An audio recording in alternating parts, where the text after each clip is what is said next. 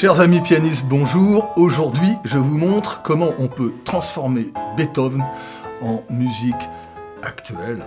Comment faire swinger la lettre à Élise.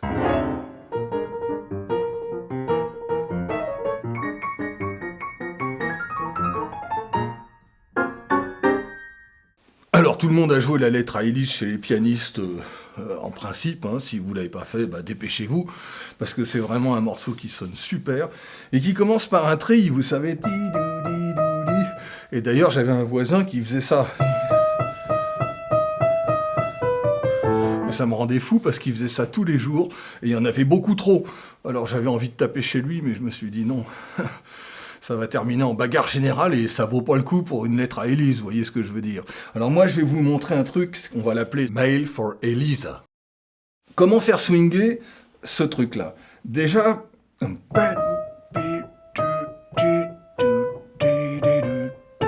Alors, ce qui est intéressant, quand vous êtes au début de votre apprentissage du jazz au piano, vous avez déjà fait peut-être un petit peu de piano classique, mais vous avez un phrasé qui fait que ça change tout. Un.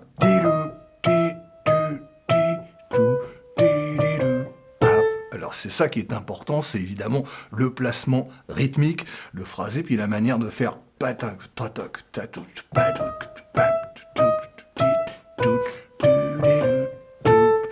voyez ?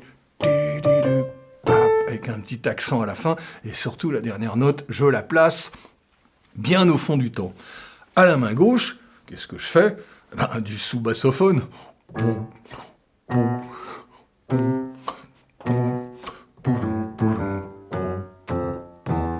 C'est comme ça qu'on apprend à swinger. On joue de la basse avant. Après, on joue de la basse à cordes. Mais dans un premier temps...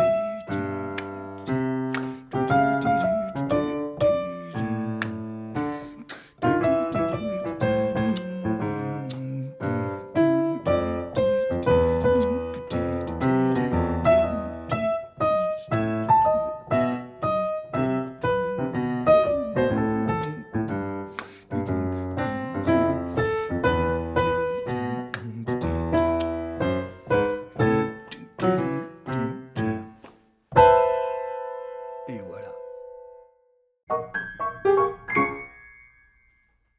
Une version qui n'est pas trop difficile, allez, niveau 2, débutant, peut-être un peu niveau 3, mais les niveaux 1 peuvent s'y essayer tranquillement, moins vite, et progresser comme ça, peinard, c'est pas si compliqué que ça.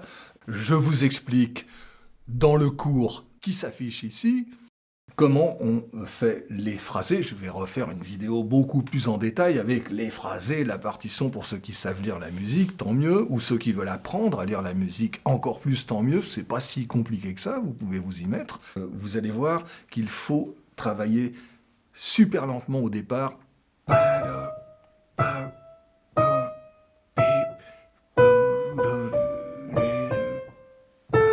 Pour mettre les choses hyper en place, comme si on faisait de la danse très lentement. Surtout, mains séparées, respecter les doigtés. On doit penser à tellement de choses au démarrage pour programmer tout le système, pour apprendre par cœur la base et pouvoir après penser à autre chose, penser à la musique, penser à faire danser les choses. Il faut d'abord résoudre le problème de mémorisation de tous ces paramètres et de la mémoire neuromusculaire qui fait qu'on va exactement là où il faut sans avoir besoin d'y penser. Ça se fait en tâche de fond. C'est à ça que je vous invite lors de ce cours sur lequel je vais vous faire travailler. Comment apprendre le morceau au piano. Maintenant, je voudrais vous montrer quelque chose. On va passer au niveau 6, confirmé de la balle.